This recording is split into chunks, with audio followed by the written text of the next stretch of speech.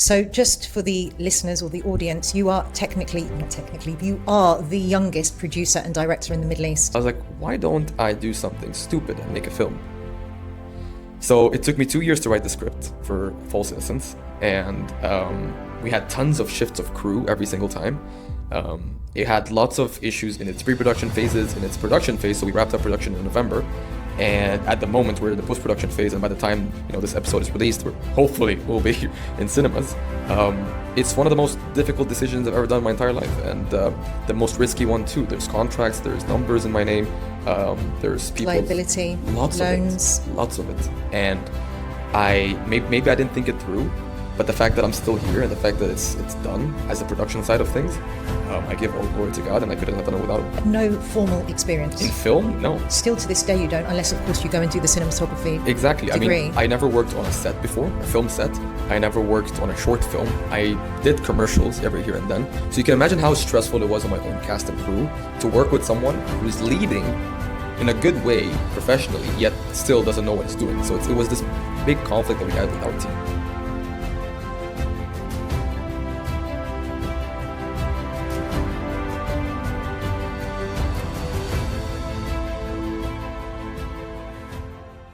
Welcome back to the Leadership Lounge Unfiltered, where real people tell real stories. Today's guest didn't wait for permission. At 13, while most teenagers were upgrading their gaming setups, he was selling keyboards. He describes himself as middle class, surrounded by wealth, not with resentment, but with drive. He's building in the UAE a land of endless possibility, but also real complexity. This conversation isn't about hype entrepreneurship. It's about courage before confidence, faith before ego, and ambition grounded in responsibility. Vrimo Milad, welcome to the Leadership Lounge Unfiltered. Thank you so much for having me, Iman. It's lovely to meet you. It's lovely to meet you too, and I've heard a lot about you, and I've read a lot about you, and I've watched lots of stuff about you. So today we're going to go in more detail, hopefully. Sure, I'm honored. It's an honor to be here. Good, thank you.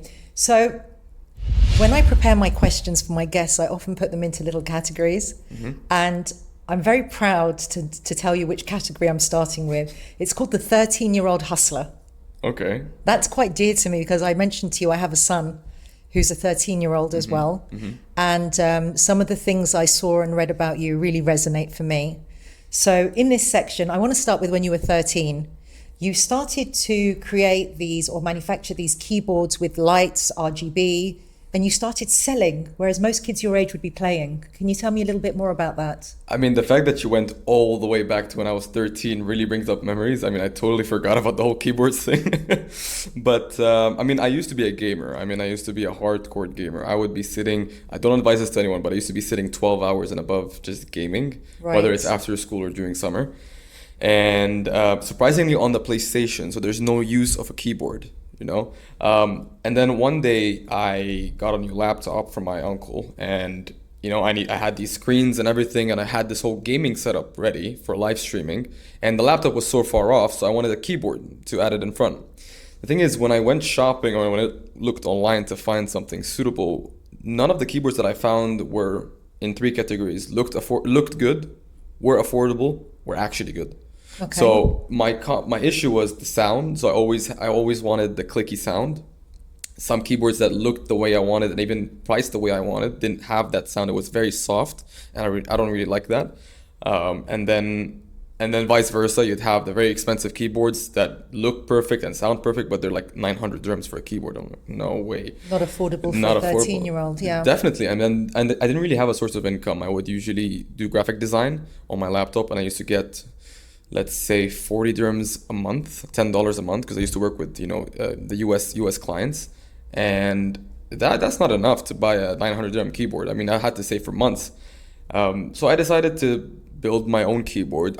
To be fair, I'm not into the whole mechanics part of things. I'm not into construction, but the fact that you can create your own keyboard with the springs, with the colors, with the sound, with the shape of the board to fit the armrest, because I'm very picky with my comfort, so something has to be fitting my wrist so it doesn't break my wrist after multiple hours of use. So I came up with a company called Clicks Keyboards. I made my own branding, and for 6 months I sold nothing.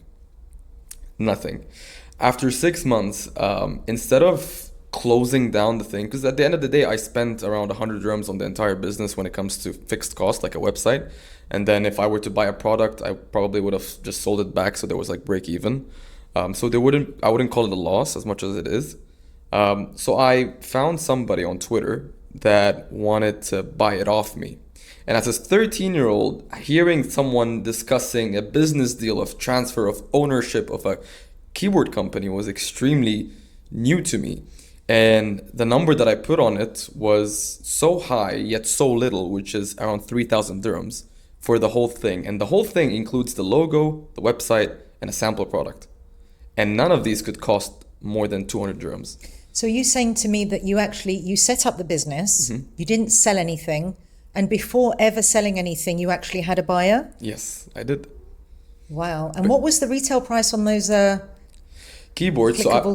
Keyboards? They used to cost me around, if I remember correctly, around 150, and I would be selling them for 200, 250. So I would profit around 50 to 100 dirhams per keyboard, which if you consider it fully customizable with all the features that a user would want, I think it's pretty affordable for a gaming custom keyboard. So when you went to set up that business, how did you go about it? Did you just kind of follow your instinct, or did you get the advice of parents or friends? How do you build a business like that? When it comes to the advice, I did have a lot of family members who are in the business field, but from the far away family. So for example, my mother's uncle, which is a very far away tree compared to the primary tree. And I took his advice, I took my uncle's advice, I took my other uncle's advice, and all of them seemed supportive. Yet, I fully funded this from my own pockets. And it's the initiative that I wanted to create something and build a brand more of. That's where it took me to social media at the end. But to build a brand and the branding and the graphic design of things, I used to be a graphic designer. So creating this brand identity and then selling this brand identity rather than selling a business mattered more to me than the whole financial. So the brand is what had the value, actually. Exactly. Yeah. And that's not uncommon in business, actually. Even in old school traditional business, sometimes the brand has its own value over and above the stock market capital, which is the number of shares you have times the stock price. So it's that sort of brand value that adds a lot, and it's obviously something that as a young gentleman that you discovered quite fast. How did that business go after that, by the way? Is it still going? I have no idea. I mean, the guy bought it off of me for 3,000 dirhams, and he did the transfer normally. And from what I remember, because this was around 5 years ago, from what I remember, he did nothing with it. Absolutely nothing with it. And I'm still confused. I'm still shocked. I believe in miracles. I believe in blessings. So the fact that a 13-year-old receives 3,000 dirhams in the middle of, or out of nothing, sort of, is quite an interesting blessing. Congratulations. I appreciate it. Thank you. Did you have a business plan, or did you kind of just wing it? I 100% winged it. 100%. I was new to the whole business thing. I didn't have experience. I didn't really have mentors. Yes, I used to go to events and stuff and meet people and get the hang of things. But if we're talking business, I wouldn't really consider it a business because it wasn't licensed. It wasn't registered. It was just more of a social media brand page with a very good branding and logo that just caught the eye of one American. It was an American that bought it. American in America or here? American in America. In America. Yeah. Amazing. Well done. Thank you. So I believe that your inspiration, or part of what drove you to become a little bit more entrepreneurial or want to make money, was the fact that you came from a middle-class family, not a poor family, but a middle-class family, but were surrounded, it's Dubai at the end of the day, right? But surrounded by children that just have so much wealth. And was that the only motivating factor, or were there other things? Back then, that was the only motivator, because I didn't really have much responsibilities compared to now. Back then, I could imagine myself being a 13-year-old going to, whether it's my church community, whether it's a friend group of mine in Dubai, and having to sit there in Dubai with 25 to 30 dirhams in my pocket, and I'm supposed to enjoy that day from A to Z in like Dubai Mall with like 30 dirhams in my pockets. So that would be enough for a Twister box and some Carrefour ice cream on the side and my way back on the metro. So that was like, I would work it out with that 30 dirhams. That would be your weekly pocket money, or weekly money that you were making from the graphic design? So actually, since I used to start making money when I was 13, 14. I used to increase the budget every here and then. So I would be making 50, then sometimes making 100 a month, and then around 200 a month. So by time, it started increasing. But initially, I used to get a pocket allowance of around 25 to 30 dirhams a week. And that would usually go on the most basic necessities ever. And now you say it's different now. So at the time, that was the reason. But what's your motivation now? I think when someone grows older, I mean, I don't consider myself a very old man or person. I hope not. I am not. I hope I don't look like it. But people don't know that the amount of responsibility I have on my shoulders. I mean, you start all these projects, you start all these ventures, and then you have to expect that there's some sort of risk on its neck, you know.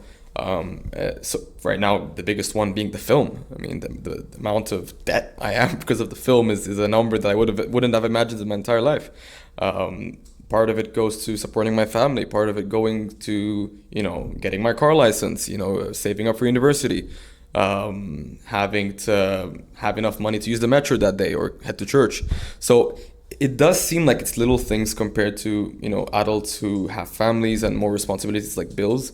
But if you think about it, I don't see people my age really struggling with this aspect because it's not comparing, but most of them, especially in Dubai, already have all these things covered.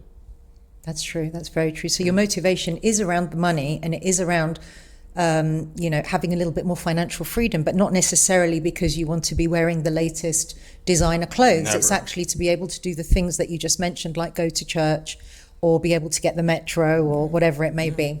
Now, you touched on your film, and I am going to come to, there's a whole section on the film, but before we come to the film, you mentioned that the first business, Clicks, did you say it was called? Clicks Keyboard. Clicks Keyboard was really it was a brand, but it wasn't a real business with a license. Now tell us what happened next, because that's where you moved into. So tell us about Valor. All right, so with the 3,000 dirhams that came into my own pockets at that time, I had two options in front of me. Now, I've always wanted to play drums. I'm a big drums fan. I never had the right training, but that was the moment where I was like, okay, I have enough to buy a drum set, like an actual drum set, and start training. The thing is, with this idea of, okay, so if this time it worked, how about we do it one more time and see if we can make another 3,000 off of it? So that's where the idea of Valor came in. And initially, Valor wasn't intended to be an actual business. I was solely making it to repeat what I did with Clicks Keyboard. A one-off 3,000 profit type That's thing. it, of a brand. And Valor had a much better brand to compare it to Click. So I was like, okay, this can make me more. Can you explain for the audience who may be listening, not necessarily watching, what the brand looks like? So Valor is a Latin word called bravery and courage. It means bravery and courage. The logo is a Spartacus logo of the Roman helmet. And it has its own signature symbol on the nose where it represents the cross. Which represents faith as well. I hadn't noticed that, to be honest. Yeah, I mean it's pretty interesting. And we had a designer who spent 3 months working on it. That way I can make it look as symmetrical as possible, as socially and marketing wise acceptable, where it's not a big fashion logo, it's a brand logo that can be worn on clothes. So with the 3,000 that came into pockets, I spent 1,000 on my own personal needs and necessities. I had so much fun with it. And then with the 2,000 on the side, I started looking for manufacturers, paid the designer. It's my first time paying someone. So I hired a designer, I paid him, and got the logo, got the brand, found a Chinese manufacturer, and got my first sample. Sample of what were you selling? I used to make, initially we used to make gaming esports clothes. So it would be sports clothing for teams in the US. So I used to have my own esports team where I used to just send them off, sell my own merchandise, sports jerseys, similar to baseball jerseys. But with my skin condition, which is atopic dermatitis, I can't wear polyester. So selling something you can't really use yourself isn't really that pleasing to me. I can only wear 100% cotton or linen, which is pure as well, and not synthetic. So I decided to shift over to cotton merchandise like t-shirts, hoodies, and pants. And that's what I did. So I got my shirts, gathered a bunch of my friends here in Dubai, and that's when I decided, okay, so I want to actually make money out of this, because this is costing me money now with graphic design and marketing. So I want to make money. So I brought some friends of mine, models, and hired a photographer, paid a photographer, and did a whole 6-hour photo shoot in Al Serkal Avenue. Lovely venue. Yeah, it is. And we got all my friends, we got the shirts. It was one of the worst quality shirts I ever made because it was a Chinese manufacturer and I hated the quality, yet the price was very low. I mean, you gotta sacrifice. And I didn't sell any of them for I think another 6 months. And that's where I sat down and I was like, okay, so I don't want to repeat the thing and sell Valor because it looks like it's gonna do great. It looks like it's never been done before. And most people who start clothing brands in Dubai are usually influencers and it just closes after a couple of months. So that's where I ran into, well, one of my mentors, my church mentors, connected me with their friend, and I'd love to give him a shout out if that's okay. Absolutely. Eli Farhat, founder and CEO of Pipa Media, he backed me up so hard with Valor. He created the entire brand guideline from A to Z, helped me throughout the marketing process, taught me the ethics of and essence of business from A to Z, for Valor. And he gave me this whole full photo shoot and video shoot day for totally free to support me, and that made me make new products, find new manufacturers, find new models, and start this whole thing from scratch. And from that point on, for another 6 months, we still didn't sell much, maybe a shirt or two. And then when I ran into a friend of mine who recently just passed away, from church, who introduced me to my first client who ordered 14 t-shirts from me. Wow. And since this was my first client making a custom order, I'm pretty sure I gave him a very stupid high price because this is my first time. Mm-hmm. I think I charged him around 110 for a shirt. Okay. So I apologize in advance for that company. But they did end up, I went for a meeting. They liked the product. They liked my interview, the process. And I ended up getting a sale. So from that point on, I was like, okay, so maybe the profit would come from companies rather than selling to individuals. So B2B rather than B2C. Exactly, because B2C is everywhere. Everyone buys clothes. If you go to Max, you go to Splash. This is from Max and Splash, you know? So I thought about it. So companies are looking for good quality. High quality companies are looking for good quality. A lot of companies in Dubai are looking to be affordable as much as possible. And I understand that. But I cannot decrease my price so I can decrease my quality. I have a standard. So my prices are according to the quality. So that's where I work. And from that point on, I ran into a lot of people. I got in touch with Mr. Dariush Sudi, and he reached out to me and wanted to work with me for the Gladiator Summit. And that was my biggest order ever till date. I think we made around 300 t-shirts and polos for one event. And that was And most this stressful. Gladiator Summit, just forgive me for not being, so in the know. No worries. Did they choose you because they liked the quality of the products that you created, or were they choosing you because your logo resonated with them? So there's a story to this actually. Okay. And to summarize it, basically the logo. Okay. Because initially they recognized the logo from Adam Edine, the chosen one from Virgin Radio, Yes. who ordered a tank top from me after one of my episodes with him on my old podcast show. Okay. And he posted a story, and Kayan Sudi, who's Darish's son, recognized the logo and told his dad, and they were like, let's sue this guy, he's stealing our logo.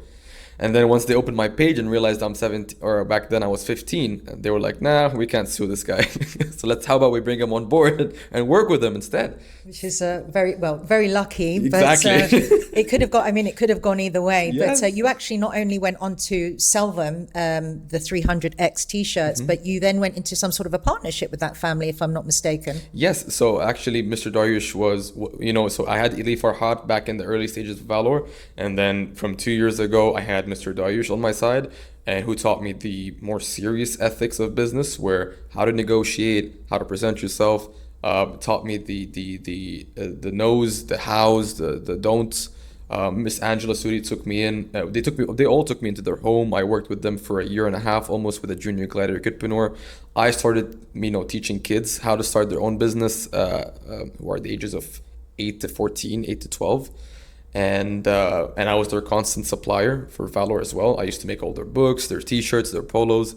And it was a very, very lovely time and period. All things come to an end at some certain point.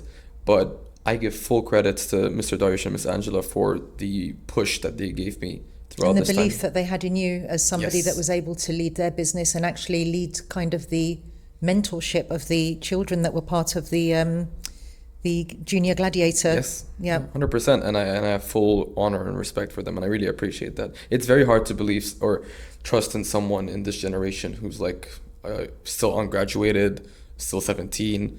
Not to be hypocritical, I find it difficult to work with people my age. I notice how their character is. It's very 17ish, compared to people who act more mature than they are. I see. I hear you.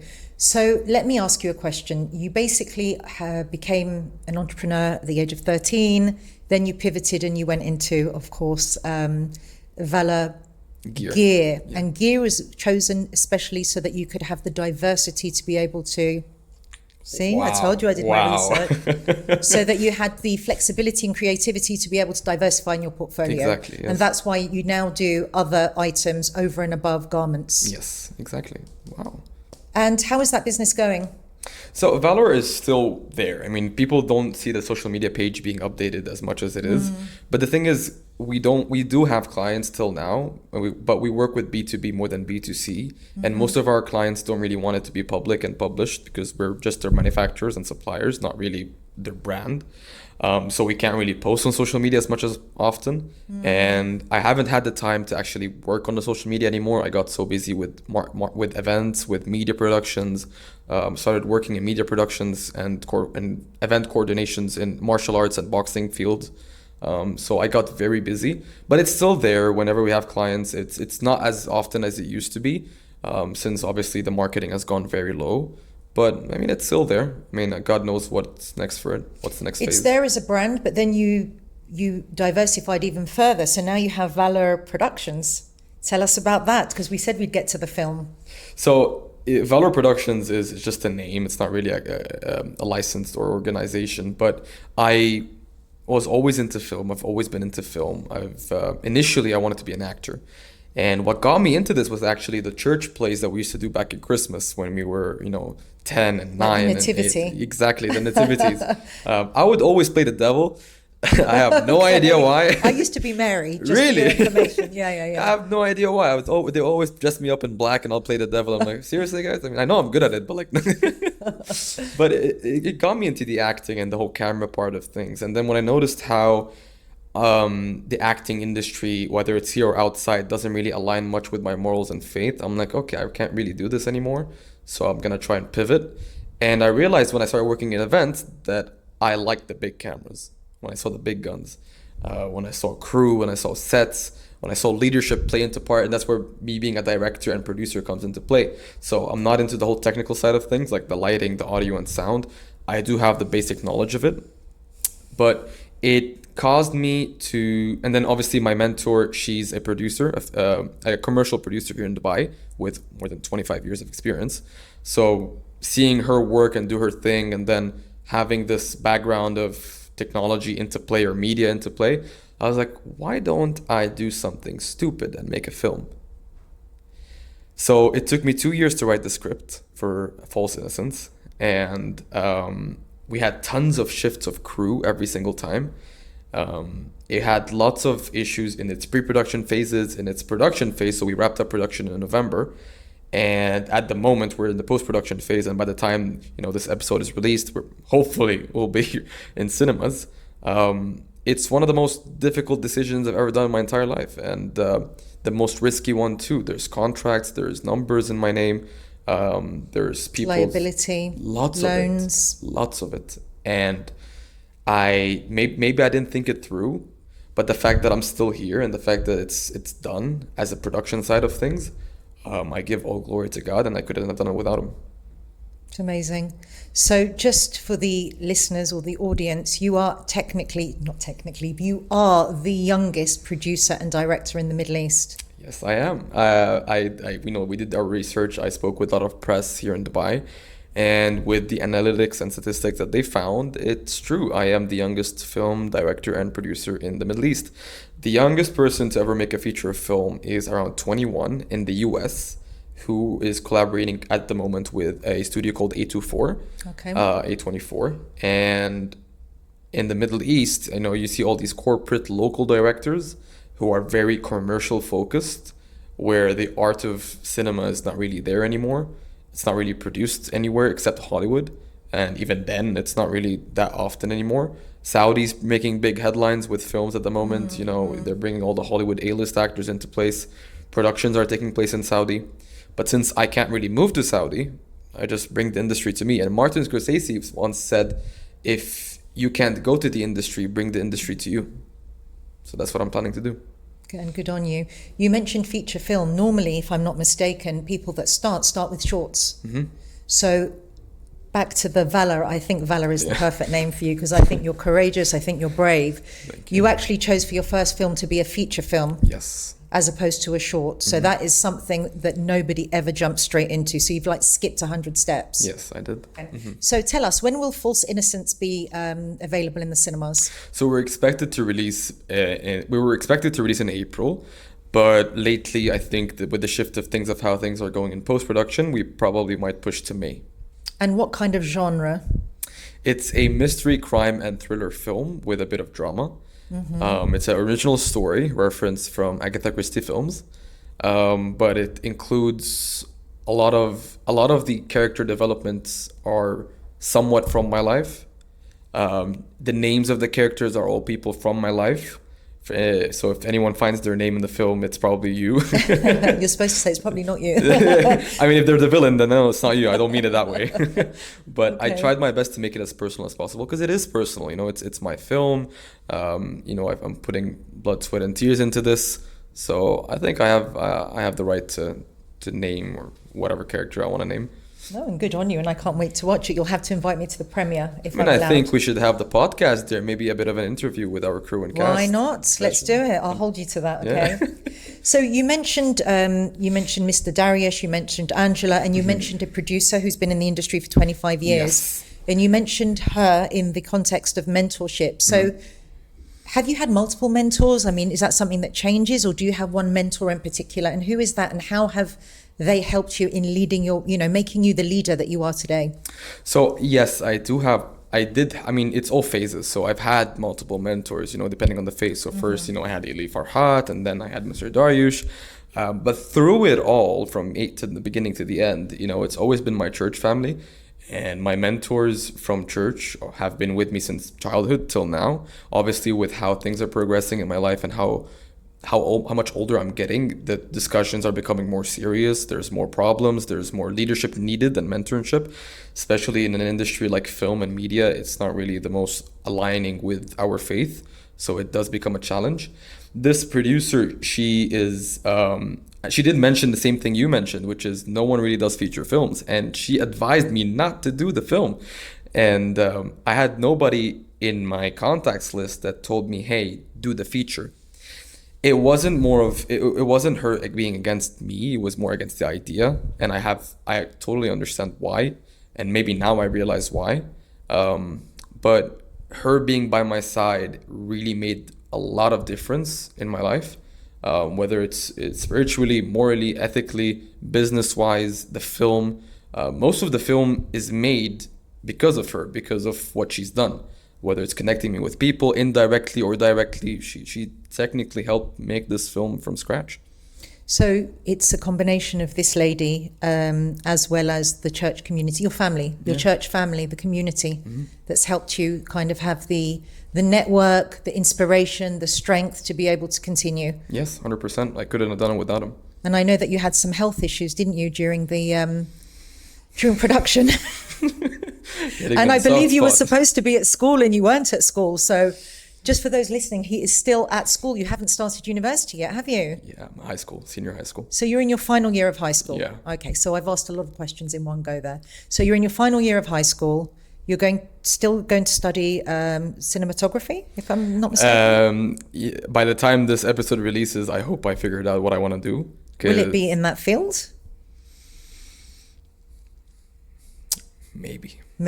So maybe not. Maybe. It's conflict of interest. It's either business or film, so I'm still... And it cannot be both? There must be some overlap or synergies there, business and film. You're speaking my mind out. I think there's something. Something I've thought of. Remind me to tell you later. So anyway, the point is, you were still at school, and while you were producing the film, you were at school, and you were not feeling very well, and you were working on set for up to 22 hours. Yeah. How do you keep yourself motivated? Honestly, I wasn't. By the time of the second day of film, I was like, I told myself, I didn't really tell anyone. I didn't want, especially from my crew, I really didn't want to do this anymore. My health didn't really allow me to do this. And on the third day of set, I got news that someone passed away, a very good friend of mine. And alongside tons of different things that are outside the film, besides the pressure of the film, it really demotivated me a lot. But I have this consistency in me that sometimes drives me crazy, of where if I start something, I gotta get it done, whether I like it or not. And I have this idea of screw feelings.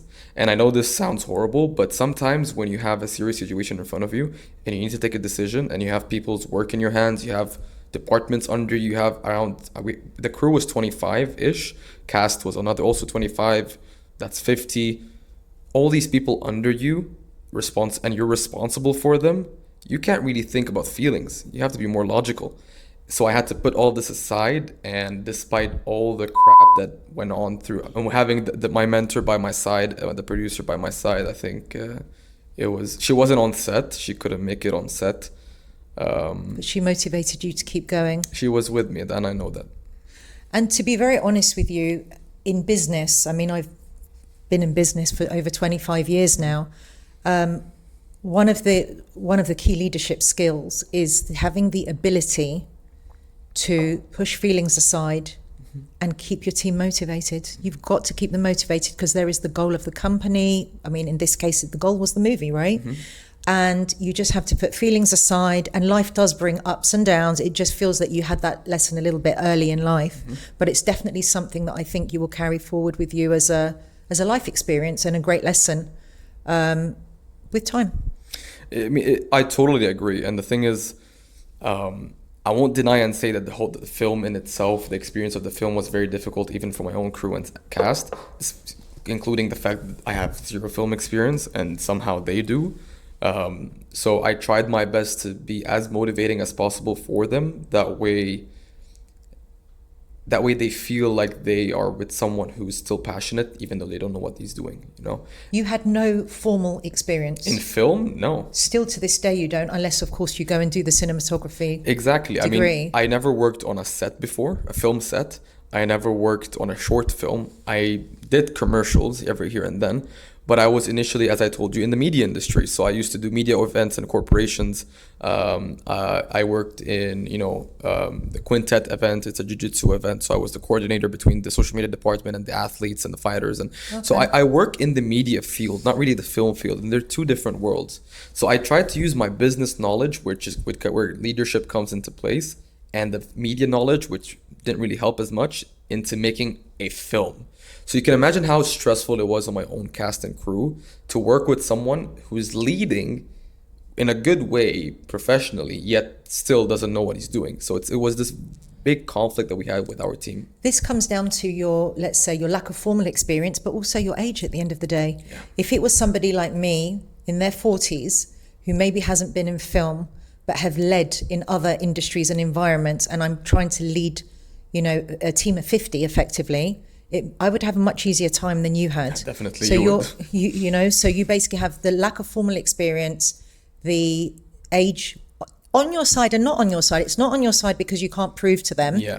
But at the same time, it's on your side because in theory, I know you're a little bit unwell, but in theory, you have the energy that somebody in their 40s doesn't have. Mm-hmm.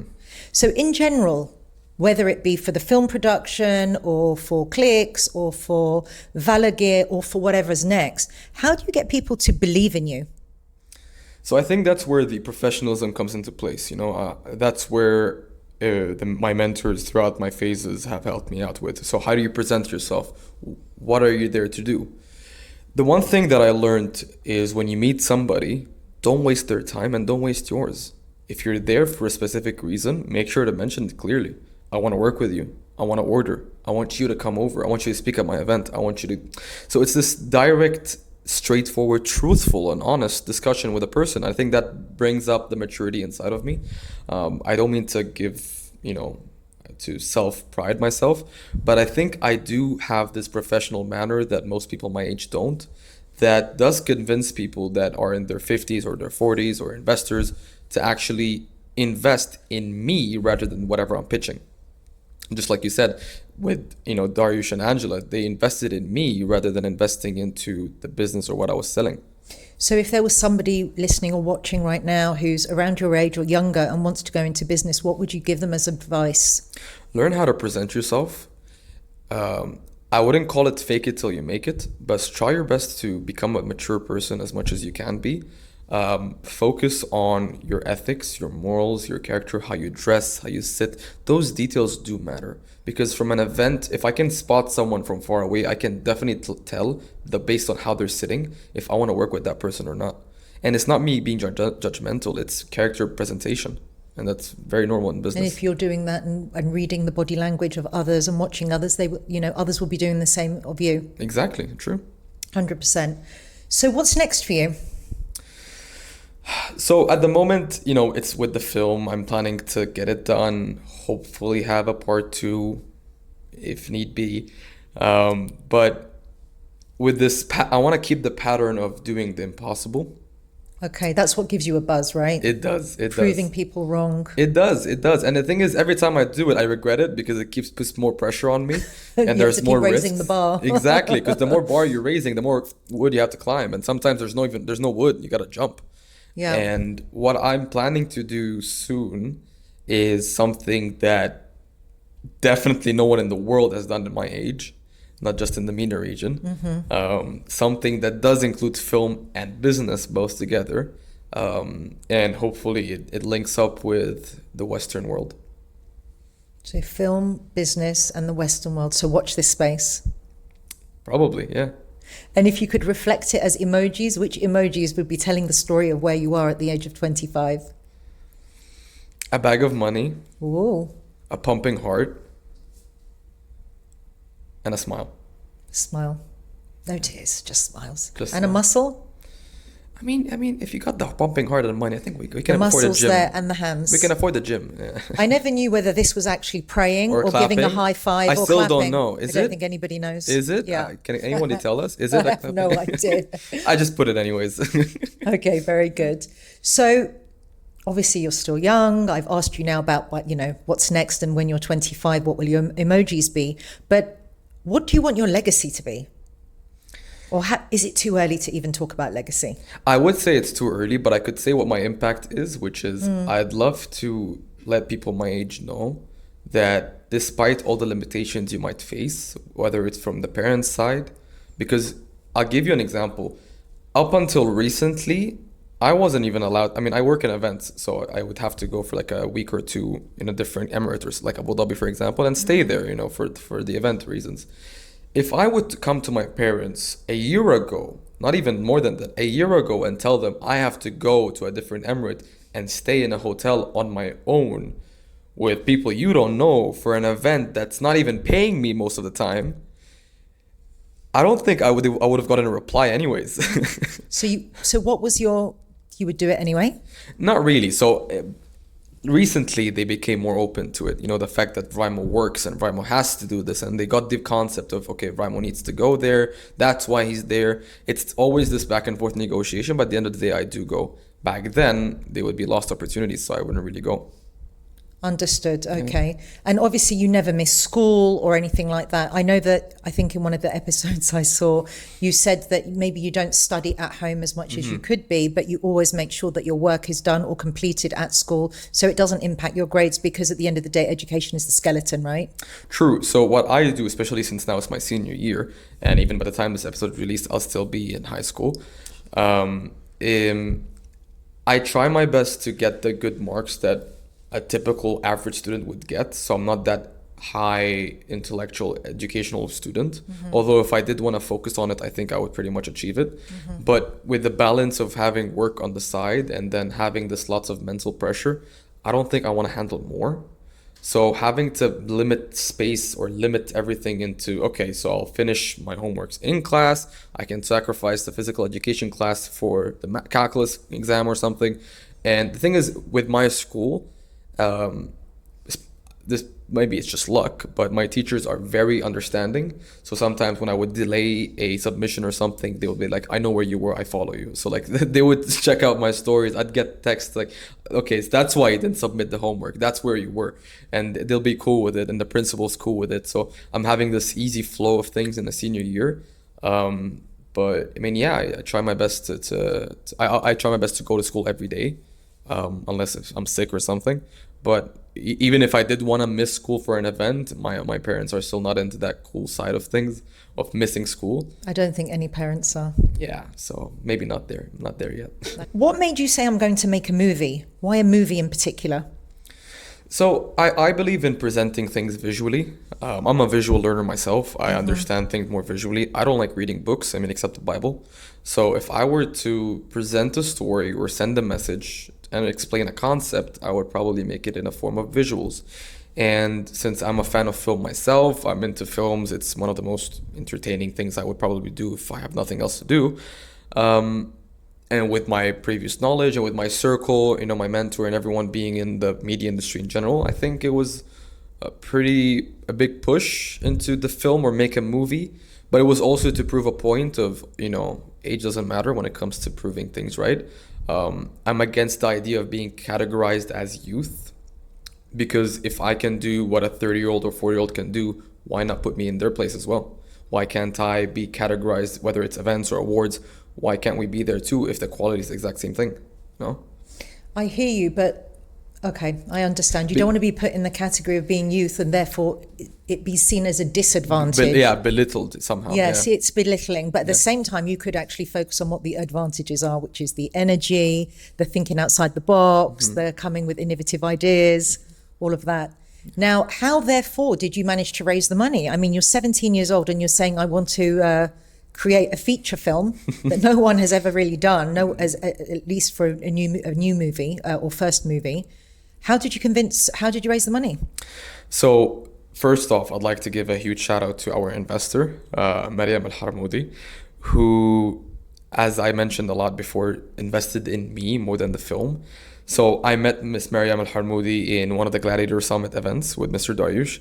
And for the past, 6 months after that, we became friends. So we stayed in touch throughout these 6 months after the event ended. And one time when I was in Abu Dhabi in one of the events that I used to work for in MMA, I was like, you know what? How about I just give her a call and give her an elevator pitch of what I want, and maybe she'll be interested. So I picked up the phone. Hi, sorry if the background noise is too loud. I'm in an event, but I'm working on this film. I'm 17. It's gonna be a feature film. If you're interested, I'm asking for XYZ amount of numbers, and if you're interested, let me know and let's book a meeting. 15 to 20 minutes later, I get a text, I'm available next Wednesday. Again, to your point, getting straight to the point. Exactly. Telling people what you want is what builds that credibility. Exactly. And I got into the meeting with her. I sat down. She's like, what do you want? I'm like, I want this, because this, because I can do this. And the thing is, after I pitched the first amount that I asked for initially, a couple of weeks later, before we made the contract to sign, I lowered the amount on purpose. I lowered the ask. To be honest, I don't think I can return this much to you. I can return this much to you. So would you be able to invest this much and then fund the remaining? That way we could have the return only on this amount. And she's like, because of your honesty and because of your direct approach, sure, why not? So you lowered the amount that they would invest, so therefore they'd get a return on a smaller amount and the rest was considered funding. Exactly. And initially I wasn't expecting to get funding. I just offered it. But I knew inside of me, I'm not able to return that high of amount. I don't want to put more pressure on myself. Yes, we need it. The more money we got, the better. But with the business plan that I had in mind back then, I would have to do a lot more in a sense that I couldn't work and get that money back. So I was like, I can't return that money to you, so I'll just take less than that. Very honest. Yeah, very honest approach. And again, people don't invest in businesses, they invest in people, right? Exactly. So they invested in you. Exactly. What's the biggest leadership lesson you've learnt? Put feelings aside in taking decisions. I applied this on my personal life, my faith, my film, my business valor. It's where just because I'm feeling something or maybe I'm going through something at this phase or moment doesn't mean it shouldn't be the source of or the reason behind my decision. I try my best to think things through, pray about them more, get more advice from my mentors, especially in church, to make sure my decision is valid or maybe they might disagree, and they have a lot, especially on the film aspect. But as long as it's valid and ethical and moral, I think, okay, so maybe you don't agree, but it's not wrong. So that's where there's a conflict of decisions. Rich at 25 or respected at 40? Respected at 40. Big idea or perfect execution? Perfect execution. Network or product? Network. University degree or real world experience? Depending on the major. Interesting. How so? So if we're talking about business, for example, definitely network, 100%, and real life experience. Film does fall into categories of where are you working. So if you would say Dubai, I would say probably the degree. If we're talking about the US, like Hollywood fields, I would probably say real life experiences. So, okay, so it's contextual. Yeah. Hustle culture, is it toxic or necessary? Recently, it became toxic. Without mentioning names, a lot of these content creators that come up to place pitching how to become a rich and successful teenager, the concept of being rich has become very abused and manipulated. So teenagers are coming up with the idea of how do I make money the fastest way possible, the easiest way possible. Please, brother, you cannot make money easy and fast. This is a manipulation. This is a trick. And hustling used to be such a praised word, like, oh, this person is a hustler. Yeah. And now it's being used, oh, I sell Chinese products on a website on TikTok. I'm a hustler. No, you're not. No, you're not. I hear you. So yeah, maybe it's currently toxic, but it used to be such a praised word. Okay. Confidence or courage? For me, I'd say courage. Sometimes I walk into You have to. Yeah, well, obviously valor, obviously. It's your brand. 100%. I mean, I'll be honest with you. Sometimes when I first entered Mr. Darish's office, I had zero confidence in myself. Really? Because this was my first time entering such a very high-end meeting with someone such in high profile. And coming up to someone like Mr. Darish and then talking money and talking business, the first thing I asked him was, where are you from? And his response was, don't ask stupid questions. From that point on, I was like, this is the person I want to work with for life. Because it makes sense. Why am I asking where is he from if I'm there to talk business? If he wants to open up, that's cool, that's great. But we're here to make money, we're here to profit, benefit, learn. I'm here to learn. I don't think he's got to learn from me, but learn. Well, maybe, you don't know. Maybe. But I had the courage to walk up to him and talk and pitch myself, but confidence, maybe I built it after. You built it with time. Yeah. Yeah. Faith or strategy? Faith. 100%. 100%. But wait, strategy comes after faith, because with faith, you know where to move and how to move, what kind of wisdom to use.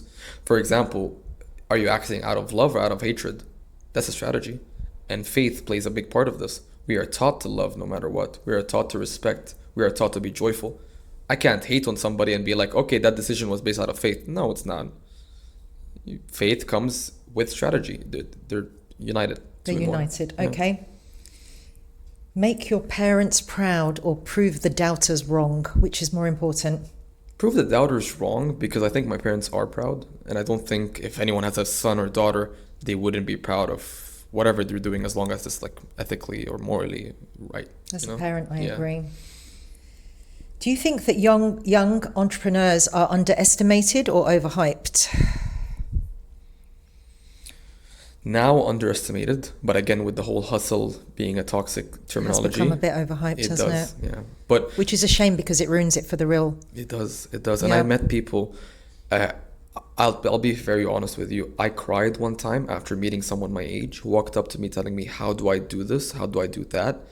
And he told me to his face, I went up to a client and he asked me a question I didn't know how to answer, which is, what makes you different than any other 17-year-old?